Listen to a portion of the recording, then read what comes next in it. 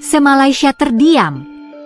Timnas futsal putri Indonesia hancurkan Bahrain 5-1 dan jadi satu-satunya wakil ASEAN yang lolos ke perempat final Piala Asia. Di saat negara tetangga tersingkir satu persatu, Garuda Pertiwi justru terbang tinggi. Seorang pundit Malaysia bahkan nyeletuk, kapan mau susul Indonesia? Inilah bukti Indonesia bukan lagi tim pelengkap, tapi pemimpin baru futsal Asia Tenggara.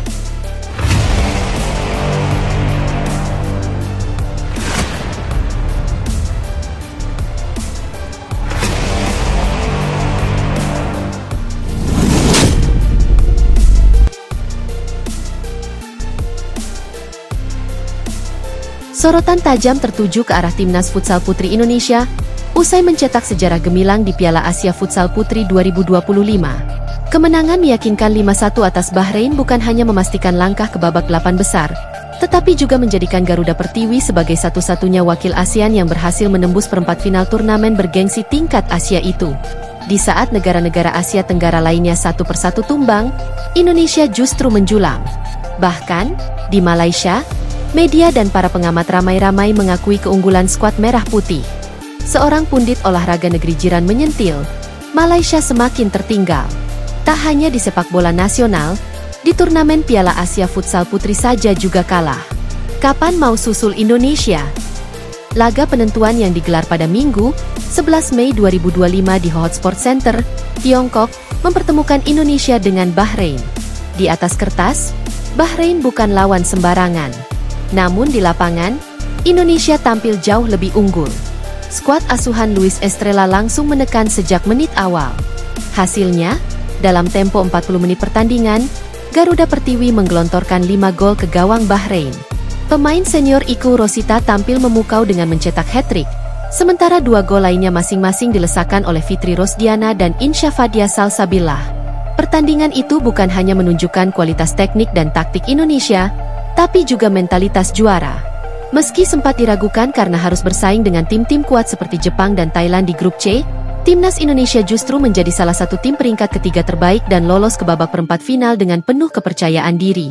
Dari seluruh kontestan ASEAN yang berpartisipasi di turnamen ini, termasuk Thailand, Vietnam, dan Filipina, hanya Indonesia yang mampu lolos ke babak 8 besar. Thailand harus puas tersingkir di fase grup, sementara Vietnam dan Filipina bahkan tak mampu mencatatkan satu kemenangan pun. Keberhasilan Indonesia ini menjadikannya satu-satunya wakil Asia Tenggara yang tersisa. Ini adalah pencapaian bersejarah, karena untuk kali pertama Timnas Futsal Putri Indonesia mampu bertahan sejauh ini dalam turnamen Piala Asia. Kehadiran Indonesia di perempat final membawa harum nama ASEAN. Banyak media luar negeri mulai melirik bagaimana Indonesia berhasil membangun kekuatan baru di futsal putri yang selama ini kerap terabaikan. Ketua Umum PSSI, Erick Thohir, tak bisa menyembunyikan rasa bangganya. Ia menyebut pencapaian ini sebagai fondasi emas bagi masa depan futsal putri Indonesia. Dengan kekuatan yang ada, mereka mampu membuktikan kepada Asia bahwa kita layak dihormati. Ini bukan akhir, tapi justru awal dari era baru bagi futsal putri Indonesia, ucap Erick dalam pernyataannya usai laga melawan Bahrain. Ia menegaskan bahwa keberhasilan ini bukan kebetulan. Sejak 2023, PSSI memang menaruh perhatian serius terhadap futsal putri, dengan meningkatkan jumlah kompetisi, pemusatan latihan berkelanjutan, hingga rekrutmen pelatih asing berpengalaman. Keberhasilan Indonesia tidak hanya mendapat pujian di dalam negeri. Bahkan media dan pengamat olahraga Malaysia pun tak segan mengakui superioritas Garuda Pertiwi. Sebuah wawancara yang diunggah di kanal TV Malaysia mencuri perhatian. Seorang pundit senior menyentil ketertinggalan futsal putri Malaysia. Malaysia semakin tertinggal, tak hanya di sepak bola nasional, di turnamen Piala Asia Futsal Putri saja juga kalah. Kapan mau susul Indonesia? Ucapnya tegas. Sentilan itu bukan tanpa alasan. Tim futsal putri Malaysia bahkan gagal lolos ke putaran final Piala Asia tahun ini, kalah bersaing di babak kualifikasi. Ketimpangan yang terlihat semakin jauh ketika Indonesia justru menampilkan peningkatan drastis. Komentar itu viral di media sosial Malaysia dan Indonesia. Banyak netizen Malaysia yang mengeluhkan kurangnya perhatian terhadap olahraga perempuan di negara mereka. Sementara warganet Indonesia tak henti-hentinya mengucap syukur dan bangga atas pencapaian yang diperoleh. Langkah Indonesia di perempat final memang akhirnya terhenti setelah kalah 0-6 dari tuan rumah Tiongkok.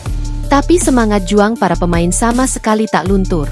Pelatih Luis Estrella menyebut bahwa anak asuhnya sudah memberikan yang terbaik.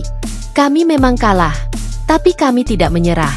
Ini adalah pembelajaran besar dan kami akan kembali lebih kuat, ujarnya. Menurut Estrella, kualitas teknis dan fisik Tiongkok berada satu level di atas.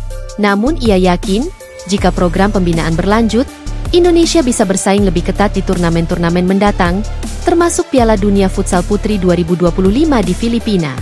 Salah satu nama yang mencuri perhatian di turnamen ini adalah Citra Ramadhani.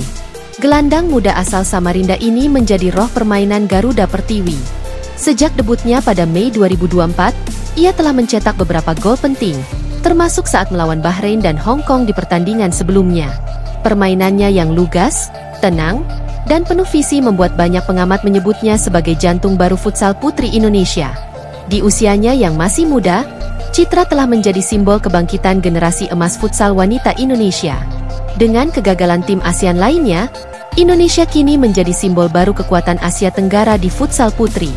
Tentu saja tantangan ke depan lebih besar. Namun dengan fondasi yang ada, dukungan federasi, pelatih berkualitas, dan pemain muda potensial, masa depan terlihat cerah. Piala Asia ini juga menjadi ajang seleksi menuju Piala Dunia Futsal Putri 2025.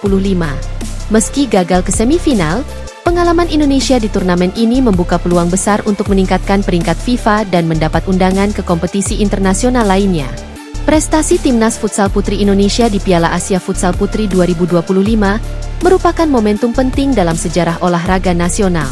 Kemenangan 5-1 atas Bahrain tidak hanya mengantar Garuda Pertiwi ke perempat final, tetapi juga menegaskan posisi Indonesia sebagai pemimpin baru di kawasan ASEAN.